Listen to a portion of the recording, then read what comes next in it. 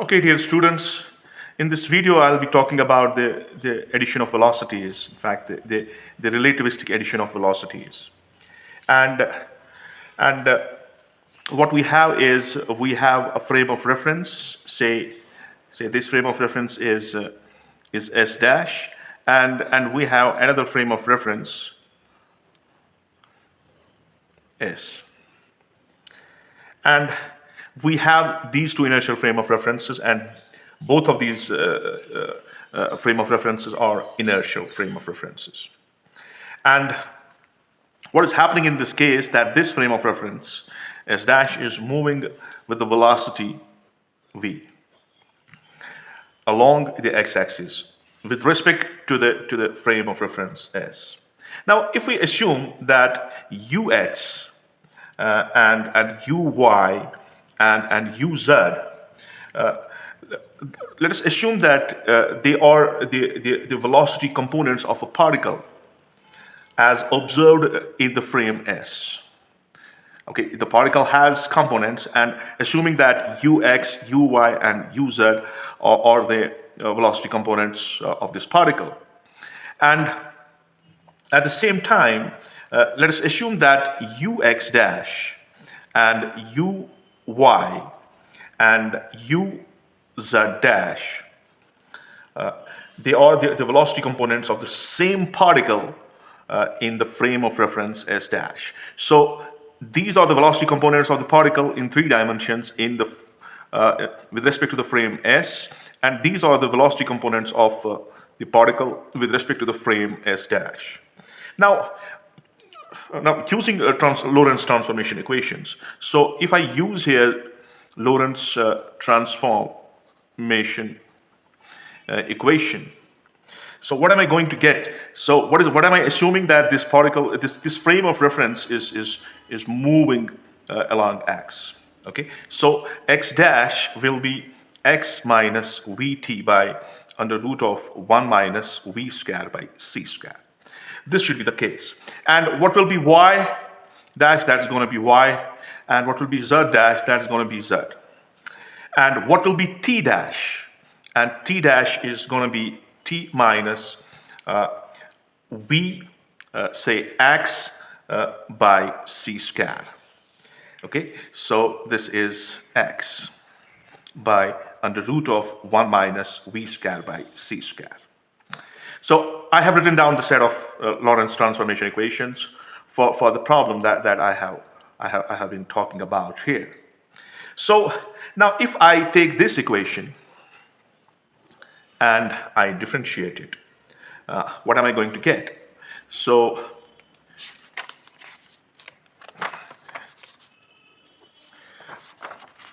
differentiate, okay, I may call it 1, I may call it 2, I may call it 3, and I may call it 4. Okay, so what am I doing is differentiate 1. Okay, when I do that, in fact, I should differentiate all the 4 equations, say 1 to 4. So for the first equation, what am I going to get is dx dash is simply, that is dx minus v dt divided by under root of 1 minus v square by c square. Okay, what will be dy dash? Dy dash will be simply dy. And what will be dz dash? That's going to be dz. Now, what's going to be dt dash? So dt dash is going to be it's going to be dt minus okay, v dx by c square. Okay, that should be the case, and this is whole divided by under root of 1 minus v square by c square. Okay, so now we can see that we have a set of 4 equations, and what we have done, we have differentiated these equations, and if I define now u dash, okay, what is u dash? U dash is dx dash by dt dash. That's what it is.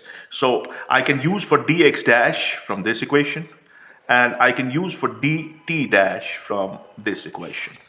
So what am I going to get here? I'm going to get u dash is For dx, it is dx minus v dt. Divide by under root of 1 minus v square by c square. Okay, divide by dt dash. So I'll multiply it. This will go up. So this is 1 minus v square by c square. Divide by dt minus v dx by c square. So we can see that this term and this term will cancel, and we will come up with u dash of x. Okay, this has to be u dash of x. It's a component of velocity. So taking on from here, what I'm going to have is ux dash is going to be dx minus v dt divided by dt minus v dx by c square. Okay. Now we can look for another important step here, that is ux dash is, if I divide numerator and denominator by dt, what am I going to get here? Dx by dt minus v, dt and dt will cancel, divide by dt by dt minus v by c square dx by dt. This should be the outcome if I divide the numerator and denominator by dt. So what am I going to get here is ux dash will come up to be, what is this? This is dx by dt. So this is simply ux minus v, okay, divide by 1 minus v by c square u of x. This dx by dt is simply u of x. Clear? Fine. Okay. Now, in the similar way, what we can do is we can look for u dash y. Now, what will be u dash y? That will be dy dash by dt dash. But what is dy dash? Dy dash is simply dy. So here we will have dy. Okay. Divide by dt dash. Okay. What's dt dash? Dt dash is this thing. Okay, this is our dt dash. So dt dash is, it is dt minus v dx by c square, and this term will simply go up. It is 1 minus v square by c square whole raised power 1 by 2. This should be the case. So what would I like to do here is that I would like to divide numerator and denominator by dt. In that case, what will be uy dash? That will be, okay, this is whole thing here. Okay. So what I will have dy by dt, okay, times 1 minus v square by c square raised power 1 by 2, divide by, so this will be dt by dt because I'm dividing numerator by dt and denominator by dt. So this is going to be 1 minus v by c square dx by dt. That should be clear. So what is this dy by dt? This dy by dt is simply uy. So I have this equation. I would like to call this A for the time being. I don't know where I'll reach. So let's move on. So what am I having is uy dash is going to be, for dy by dt, I have uy. Okay, times 1 minus v square by c square whole raised power 1 by 2. Divide by, here it is 1 minus v by c square. Now what is this dx by dt? This is again ux. Okay, this dx by dt is simply ux. And on the similar grounds, because the motion is not along z-axis, we will have the same equation for uz dash. Uz dash will be uz times 1 minus v square by c square raised power 1 by 2, divide by 1 minus v by c square, then ux. All right, that's the case. So what we have obtained ux dash, we have obtained uy dash, and we have obtained uz dash. Now these equations are called, this equation A, this is equation B, and this is equation C. These equations are called as relativistic equations for addition of velocities. And we can write down the inverse, the inverse velocity transformation of these equations and inverse can be easily obtained by replacing v by minus v. So if I have to write down the inverse of this equation, so I would like to write down the inverse of these relativistic equations. So what will be that? For ux, it will be simply ux dash plus v by 1 plus v by c square ux dash. So this will be my inverse for ux dash. Okay, and similarly, I should have put it on the next page. Or no, better is to put it on the next page. So let me write it again. So I will have the inverse ux is ux dash plus v by 1 plus v by c square ux dash. Here I'll have dash. So similarly for y, what I have is for uy, what I will have for uy, I will have uy dash plus. I will have uy dash, there's no plus, this is times. It's times 1 minus v square by c square whole raised power 1 by 2.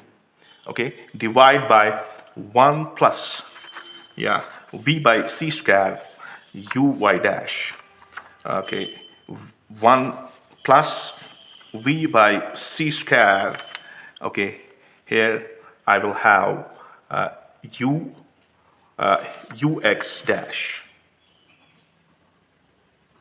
Fine, and then finally for uz, we will have uz dash times 1 minus v square by c square whole raised power 1 by 2 divide by 1 plus v by c square ux dash. So these will be our relativistic velocity equations. So this is for ux, and this is for uy, and this is for uz. Now, if we take into account a case, say for example, in the case the body or a particle, it's moving along x-axis. Okay, then y and z components of the velocities are 0. They have to be 0. Because if the particle is moving along x, so the component of along y and z is going to be 0. So in that case, the velocity transformation equation can be written as, so for motion along x. Okay, so what I'll be left with is this. So u will be, and I would like to make some more simplifications over here. I will take my ux that's here, I will take this simply equal to u. And ux dash that I have here, I would like to take this simply equal to u. Oh no. Okay, so u dash I should keep here. That will be precise. So what should I write? Then I can write, so what is existing here is u dash plus v by 1 plus v by c square and u dash. Okay, so this will be my equation for velocity. Okay, and we have two frames of references, s dash and s, and we understand the basics of the geometries that are involved in this formulation. Now, if I consider a particle, say a photon, if I choose a photon, and this photon is moving in s dash with the velocity equal to c. And this s dash is also moving with the velocity c. Right? So both the things are moving with the velocity c along the x-axis. Then the velocity transformation will give me what? The velocity transformation will give me u is equal to, for u dash I have c, plus for v I have c, divide by 1 plus, for v I have c, divide by c square, for u dash I have c. So c square will cancel. Okay, so this is c plus c is equal to 2c. 1 plus 1 will give me 2. 2 ones are 2 ones are. This is equal to c. Okay, this was the thing. Okay, so what's happening here is that the speed of light in absolute is an absolute constant. Whether frame of reference S dash is moving with the particle with the same speed, its value is constant. It's independent of motion of the frame of reference. It does not depend on the motion of the frame of reference. And we can choose, say for example, if I take an example to be quoted for the same problem. Suppose a particle is moving with the velocity of light c in the laboratory frame of reference. And what I would like to do is to measure the velocity with which an observer who is sitting in a frame of reference moving away from this particle, moving away from Earth, okay, taking Earth to be a frame of reference with the velocity v, with the velocity v. Now, what in this case I will have ux is equal to c. So what will be ux dash in this case? That's going to be ux minus v by 1 minus v by c square ux. Okay, so for ux I'm going to use c minus, for v I have v, okay, because the frame of reference is moving in opposite direction. All right, so here I'll have 1 minus c v by c square. So what am I going to get here is, so this is c minus v by c square. This is c square minus cv. That should be the case. So this is c minus v. The c square will go up, divide by c times c minus v. Okay, so this square and c will cancel, c minus v and c minus v will cancel. So what will be ux dash? Ux dash will be c. So what we understand here is that the speed of light is an absolute constant, and it is independent of the motion of the frame of reference. Whether the frame of reference is moving towards the motion of the particle or the frame of reference is moving against the frame of reference of the particle, the speed of light is going to be constant, and that's going to be equal to c.